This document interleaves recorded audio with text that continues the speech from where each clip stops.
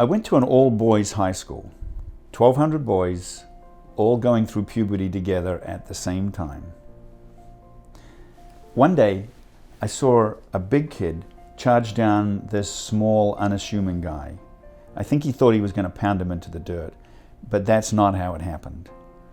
What happened was that the little guy flipped him over his head. And I remember exactly how he did it. As the big guy came upon him, the smaller guy grabbed a hold of him, rolled backwards, put a foot in his groin, and flipped him through the air.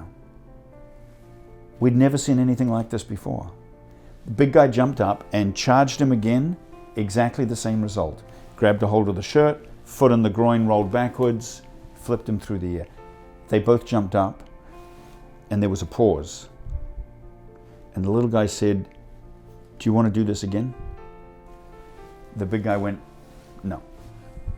And he looked around, took a step sideways, grabbed his school bag, and walked off. Turns out, the little guy was some kind of a judo martial arts expert. Who knew? Apparently, there is a paradox in fighting. The more you train someone to fight, the less they feel the need to fight. There's a quiet confidence that inhabits them. In effect, the world becomes a safer place when you know how to handle yourself. And this is the space that the 330 GTC inhabits. Unassuming, confident, capable of handling almost anything. And when you drive the car, for just a little bit, you can feel it. The previous owner of our car had owned it for 44 years, and I think he may have said it best. He said, "This was my favorite Ferrari to drive, and if I ever got in over my head, the car could pretty much take care of itself." So what was Ferrari trying to accomplish with the 330 GTC? We'll talk about that. We'll also talk about the pressures that Ferrari was under, and also the problems that they were trying to solve. And then we'll head out, we'll take a look at the car, walk around, and look at all the details. So in the 60s, there were basically three kinds of Ferraris. There was the dual-purpose car. It was a road car that you could also set up to take racing. There was the 2+2, which was at the other extreme. So that's the two-seater with two small seats in the back. If you had kids, or just occasionally would need to transport an extra person, you might buy a 2+2. And in between, there was this space for a pure road car. No pretensions of being a race car, it was just designed for the road, and that's the space that the 330 GTC was designed to inhabit. And in fact, it was easily, I think, the best road car that Ferrari had built up to that stage, and the best road car that you could buy.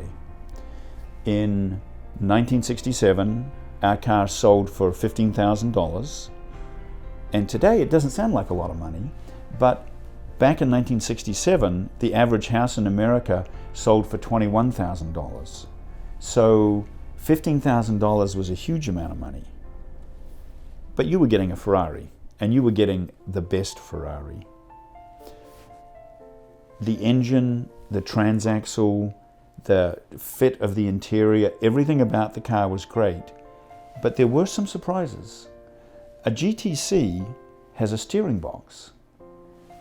They've been making steering boxes since before the 1920s. Why doesn't it have rack and pinion? 330 GTC has a tube chassis. Lamborghini didn't have a tube chassis. Aston Martin and Jaguar had abandoned tube chassis many years earlier, but Ferrari decided for some reason to stick with it.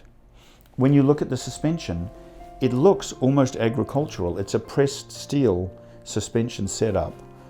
When you look at the 250 Ferrari, restored 250 suspension kind of almost has an industrial beauty to it. So what was going on with Ferrari? They seem to have gone down in quality. So at the time, Ferrari was under some financial constraints. and they couldn't have everything, so they had to pick and choose, which sounds a little bit like a life lesson, something your grandma would teach you, right? You can't have everything, so you have to choose. So what Ferrari was choosing to do, they were choosing to spend the money on the engine, the transaxle, getting rid of some of the problems that the car had. They had decided that as long as the steering box was accurate and it didn't have play or excessive wear, then the steering box was okay. As long as the tube chassis was rigid, then it was okay, as long as the suspension worked.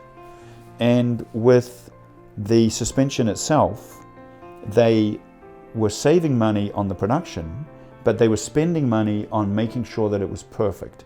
They had hired British Formula One driver Michael Parks, who was a suspension expert, to fine-tune the suspension. He was changing spring loads, suspension pickup points, and he did get it perfect. So in the vehicle itself, we get to see the decisions that the Ferrari was making at the time.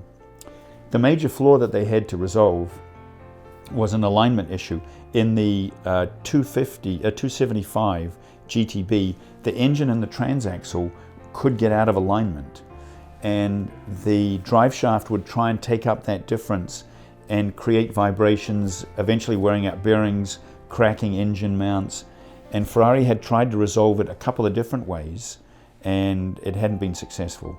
So in the GTC, what they did is they solved it with a torque tube.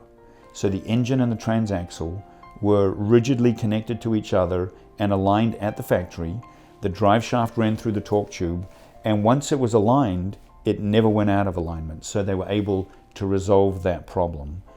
At the same time the GTC came out with that solution, they introduced it into the 275 GTB. So we can see that they came out with the best road car they'd ever produced, and the competition couldn't keep up. So the decisions they were making were the right decisions. Let's go take a look at the car. All right, here we are. I found with Ferraris it's always a good idea to check the fluids before starting. It's such an expensive engine to rebuild if you break it, that I think it's always a good idea to check the oil level, water level, and just see if anything's mixing that shouldn't be. The official starting procedure mentions nothing about the choke.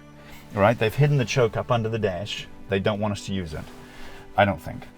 And so what they talk about is turning the ignition on, hitting the auto flux, which is the second switch. You can hear the fuel pump building pressure in the carbs. And then just turn the ignition, don't hit the accelerator.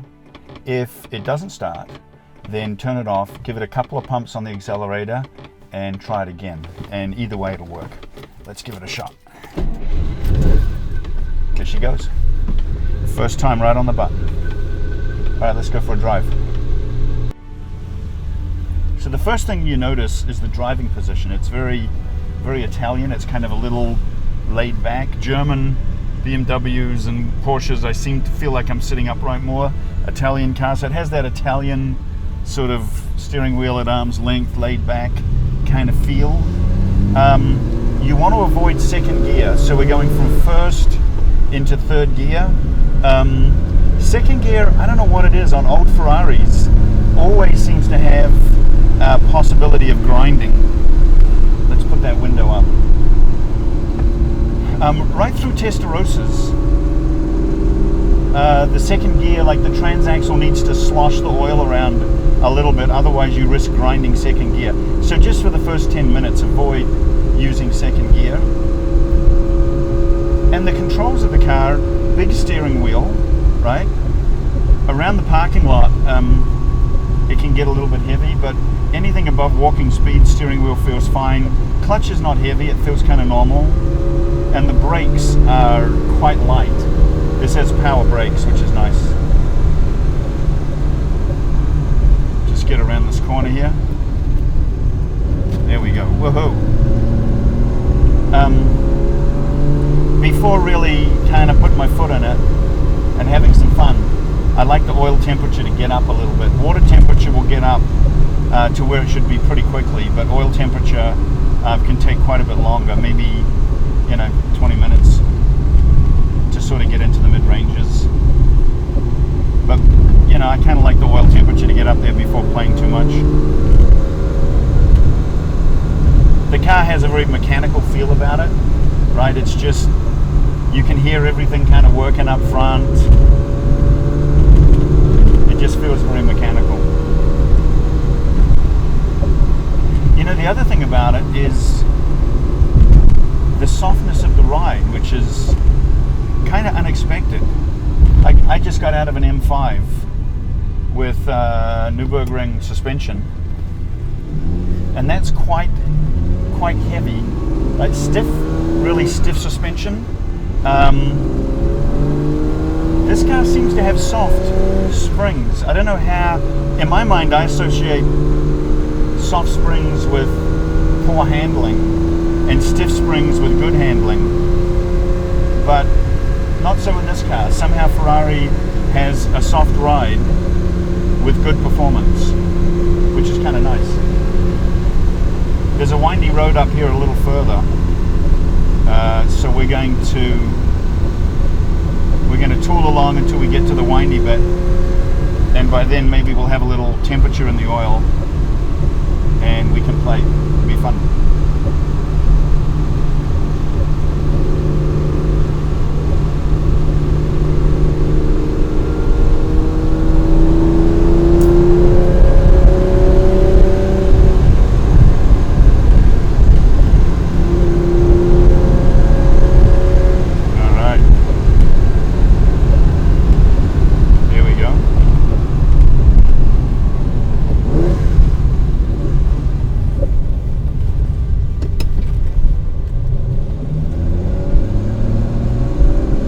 The other thing that's kind of nice is the positioning of the pedals.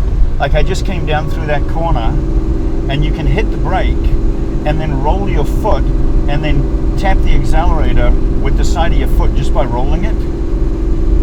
I mean, you can tell that whoever set this up was expecting you to double clutch, keep the revs where you wanted them, heel and toe, because the pedals are really nicely positioned.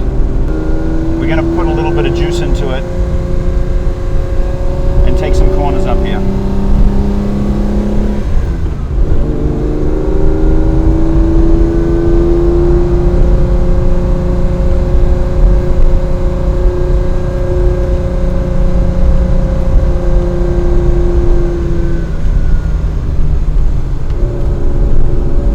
Woohoo!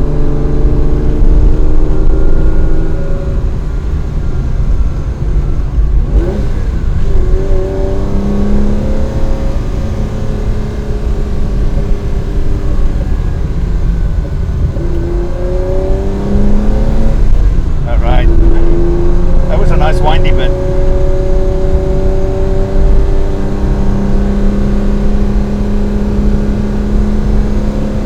Oh yeah. Just kind of soaks up the bumps over the rise. Oh, we got a little bit of debris on the road here. Let's see what she does in that. Whoa, yeah.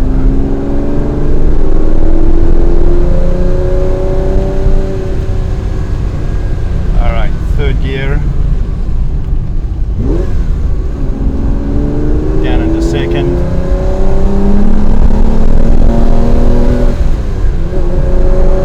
and we got a little bit of straight here. We're not going to go too fast.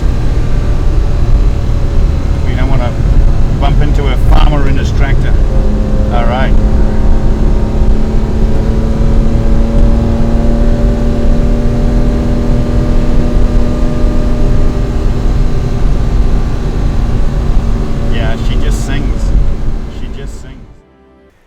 So here it is, our 330 GTC, chassis number 10513. Old school Ferrari guys have a tendency to know their chassis number by heart, which I find slightly endearing.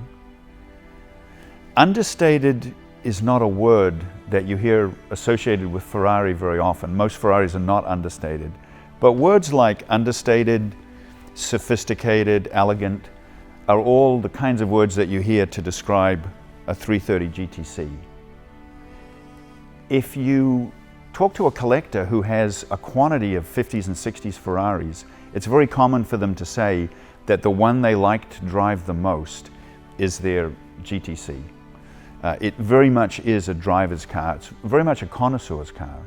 They made 594 of them. It's about 3,400 pounds, 300 horsepower. Our car was built in 1967 and it was sent to a Ferrari dealer in Umbria in November of '67. Original color was Grigio Fumo, which is smoke gray with beige interior. Still has the original interior. The car was sold to its first owner in early 1968. First owner was in a small town in central Italy. And he owned it for about 4 years. Then it got sold to an interesting character, a guy by the name of Viviano Corradini. And he was an Italian-American, had a place in New Jersey, also had a place in Milan, Italy.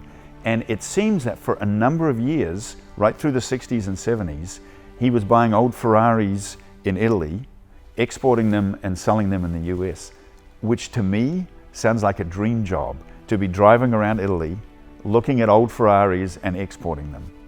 So he bought the car, painted it gold, shipped it to the US, and then he sold it to his first American owner, who was a businessman in Boston.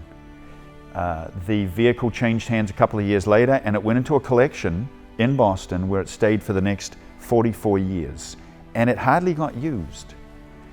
The car has 53,000 kilometers on it, about 33,000 miles, so really very much a low mileage car. Body is by Pininfarina, which all GTCs are. Steel body with aluminum hood and aluminum deck lid. Pininfarina at the time had designed all of the road cars in Ferrari's lineup, so you see a lot of family characteristics in the cars. The nose of the GTC is very similar to that of a 500 Superfast, and the tail of the car is very similar to a 275 GTS. Front fender vents are the same as on the 275 GTS. And if you ever see a GTC that doesn't have these vents, then it's a 365 GTC, very rare. And they moved the vents from the fender up into the hood. These are the standard wheels that came on a GTC. Wire wheels were an option, $400 for a set of wire wheels for a GTC, which doesn't sound like a lot of money, but back in 1967, a brand new Volkswagen Beetle was $1,600. So $400 is a quarter of the price of a Beetle, so it was rather expensive. One of the good things is that the standard wheels and the wire wheels use the same hub. So if somebody wants to change this to wires, you just have to buy the wheels and they just fit straight on, which is very nice. So when you buy a Ferrari, much of what you're buying is the engine. By 1966, Ferrari had 20 years experience in racing. Through the 60s, they had won every race multiple times and had won championships back to back. So all of that experience is here in the engine. It's basically a detuned race motor, designed to be used on the street. 300 horsepower. It's 8.8 to 1 compression ratio, 240 pound-feet of torque. So it's a V12, 6 cylinders each side. It has 2 6-cylinder distributors, one to run each bank of cylinders.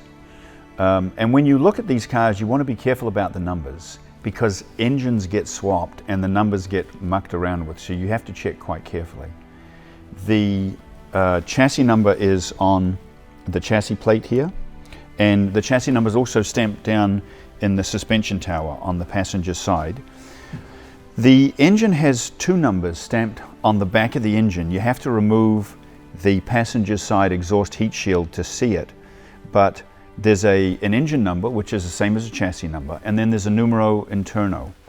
And so what they did was when the engine came off the dyno and had passed the tests and they were satisfied with it, they stamped a numero interno on the back of the engine. And then when the engine was assigned to a chassis, they stamped the chassis number on the back of the engine, so the two numbers. So if someone has swapped the engine out, sometimes what people will do is they'll file the wrong number off the back of the new engine and they'll stamp in the correct number to make it look like it's matching, but the numero interno won't match. So what you want to do is you need to find out what the numero interno should be for your engine. And there's basically three ways to do that. If you can find somebody with a build sheet for your car, then the numero interno will be on that build sheet. You can contact Ferrari, and Ferrari probably won't give you the number, but what they're going to do is they're going to want you to certify the car so that they certify it. And then the third option, which is the option that we've gone through, is that we have a Massini report for this vehicle. It's a gentleman by the name of Marcel Massini in Switzerland, and he has, I don't know if he has all of the numbers, but he has most of them. So you can contact him, pay him a fee, and then he'll put together a report for your vehicle. It'll tell you what the correct number should be on the engine, so you can check it to make sure, and also any history of ownership that he has. So this vehicle comes with a Massini report. One of the other great things about these cars, being that it's a 1960s car, you can do a lot of the maintenance yourself. You know, for a lot of the specialty stuff, you know, I send our cars out, but for simple things, changing spark plugs, changing oil, you know, flushing out the radiator, all those kinds of things, you can tinker with this engine and do the basic maintenance yourself, which I find enjoyment in. It really is a great car, a great engine. Let's go have a look at the interior. So, first impressions. It feels very comfortable. Seats feel comfortable. There's enough lateral support. Steering wheel is in exactly the right position, and everything, you know, is kind of where you want. There's nothing that you have to reach for. Gauges are very visible. So, first impression is I like it a lot. Next impression is that not only do I like it, but it's very confusing. There's a whole bunch of things in here which are not intuitive. For example, I know that this car has a choke, but when you look at it, there's no indication of where it is. There should be a choke somewhere. I mean, you could look, but I'll give you a hint. It's up under the dashboard. It's almost as if they knew that they wanted to put a choke in, but they don't want you to use it. So, other things that happen, there's a row of switches that have seemingly random letters. Some of them have 2 letters next to them. None of them make sense. When you flick the one in the middle, there's a light on in the rev counter that says auto flux. So, you know, quite quickly you can open the manual or go online and you can look and figure out what all this stuff means. But in the beginning, it's not self-explanatory. You kind of have to know what it is. There are 3 slides across here, none of which are labeled. So let's kind of, you know, go through, have a little bit of a look. These are the heater controls. One in the middle is the hot and cold, and the one on each end, this one over here, is for the driver to control where the air blows on the driver's side.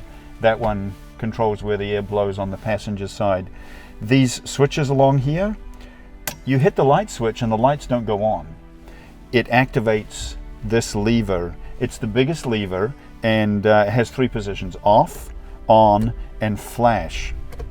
So imagine you're in Italy, you want to flash your lights at the person in front of you to get out of the way. You know, you can be steaming along and you just hit the lever and you can flash your lights at them. Next switch is the auto flux. Let me give you a hint. I'll turn the ignition on. It's an auxiliary fuel pump. There's a fuel pump, a manual fuel pump, and when you start it, they want you to use this auto flux auxiliary fuel pump.